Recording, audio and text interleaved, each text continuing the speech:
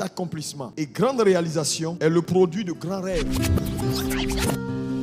Donc quand vous voyez de grands accomplissements, des exploits qui suscitent la jalousie, de l'envie ou de l'étonnement, c'est le produit de grands rêves. Ça veut dire que le rêve est important comme élément de base pour les grands accomplissements. Il ne s'agit pas de se lever pour dire cette année c'est notre année de grand accomplissement. Dieu a dit il va faire des grandes choses. Je vois ma vie en train de faire ça, en train de faire ça. Il faut que cela commence par un rêve. Dieu, lorsqu'il a fait l'homme, a donné à tous les hommes la capacité de rêver. Donc rêver n'est pas quelque chose d'anormal, c'est normal. Tous les hommes ont reçu le pouvoir, le potentiel de rêver. Cette capacité d'imager son futur. Cette capacité de voir et de dire voilà ce que je veux devenir. Même quand c'est difficile, souvent cette capacité de rêver t'aide à garder espoir. Vous ne verrez pas un homme qui a fait des exploits dans sa génération comme ça de façon instantanée. Non, quelque part, c'est né dans son cœur et il a commencé à dire mais ça c'est possible. Malheureusement, certains grandissent, deviennent vieux sans voir leurs rêves s'accomplir et malheureusement deviennent frustrés. Parce que vous savez, c'est dramatique que les années passent et la seule chose qui grandit dans ta vie c'est ton âge. Dieu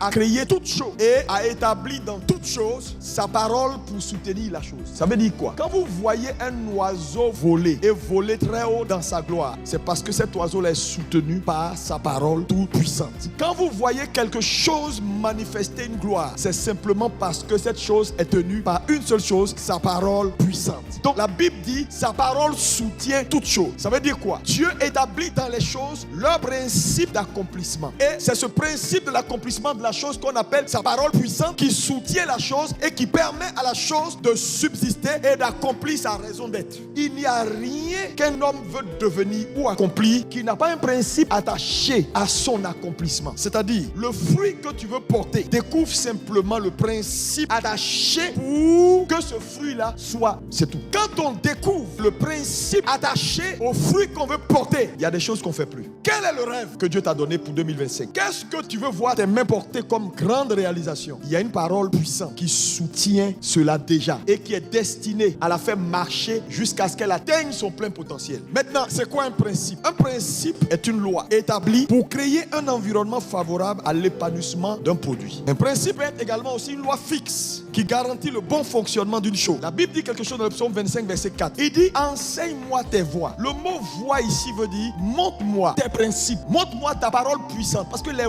voies de Dieu, ce sont ses façons de faire ces choses. Quand un homme a trouvé ses façons de faire ces choses, il trouvera les résultats de Dieu. Parce que ses voies précèdent ses actes. Donc quand tu trouves ses voies, tu trouveras ses résultats. 2025, cette année, Dieu a de grands projets pour toi. Tu accompliras des grandes choses. Mais ça commence par, numéro 1, il n'y a aucun grand rêve ou accomplissement qui ne vient pas de grands rêves. 2, tout ce qui est grand ou glorifie Dieu est soutenu par un principe. La découverte du principe est ce qui te permet d'avoir ce que tu cherches ou de réaliser. Jérémie 7, verset 23, il dit la joie dans la vie d'un homme vient quand il décide de marcher dans les voies de Dieu. C'est pourquoi il n'est pas juste de croire, frères et sœurs, que le fait d'être né de nouveau veut dire que tu vas réussir. Ça doit t'amener à comprendre que cette affaire-là, ça veut dire qu'il n'y a pas de combine. Si je découvre, aussi sûr que j'ai découvert, je porterai le fruit. L'église ne doit plus rester pauvre. L'église ne doit plus rester limitée. La Bible déclare que les œuvres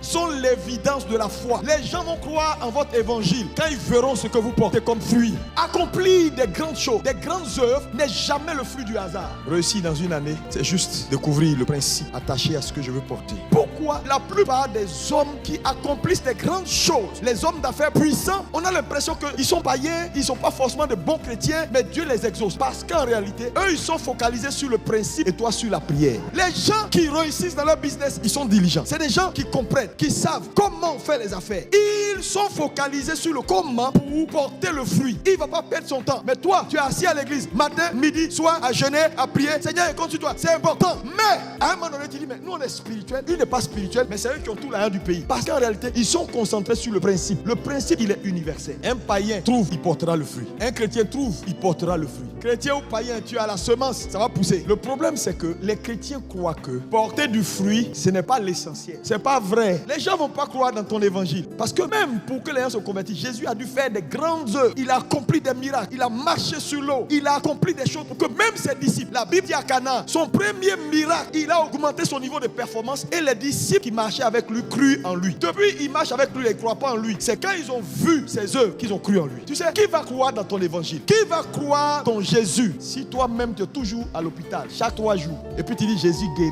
Tu compétis avec un sorcier, tu le dépasses au nom de Jésus. Tu compétis avec un marabout, tu le dépasses au nom de Jésus. Tu compétis avec un enfant de Satan, tu le dépasses au nom de Jésus.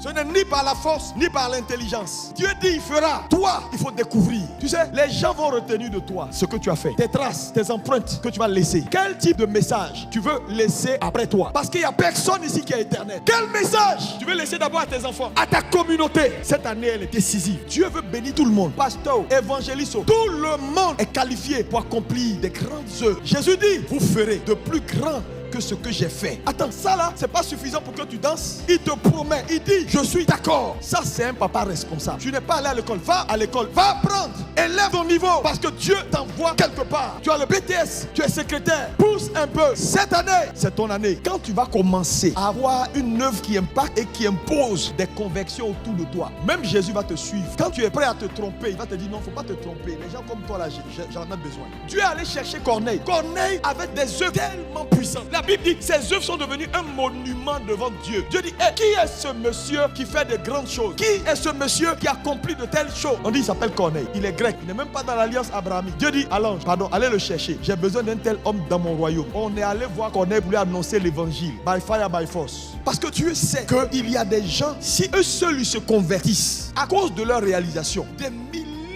de personnes vont entrer. C'est comme ça que Dieu va opérer dans ces temps de la fête. Vous êtes nés pour que vos œuvres glorifient le Père. C'est alors que les gens se convertiront. La vie est faite de principes. Il y a des principes qui sont faits pour te descendre. Il y a des principes qui sont faits pour bousiller ta vie. Il y a des principes qui sont faits pour que tu n'avances pas. Maintenant, quand tu découvres d'autres principes, tu les actives. C'est en cela que la Bible dit, la loi de l'esprit de vie en Christ m'a affranchi d'une autre loi qui est la loi du péché qui conduit à la mort. Réussir dans une année, c'est principe contre principe. Le monde va activer des principes. Les sorciers vont activer des principes. Toi également, tu dois connaître les principes qui montent à la grandeur. Les principes qui envoient au sommet. Je prophétise sur ta vie. Tout principe qui t'a maintenu dans cette année, que Dieu ouvre tes yeux spirituels afin que tu puisses les suspendre et monter au nom de Jésus.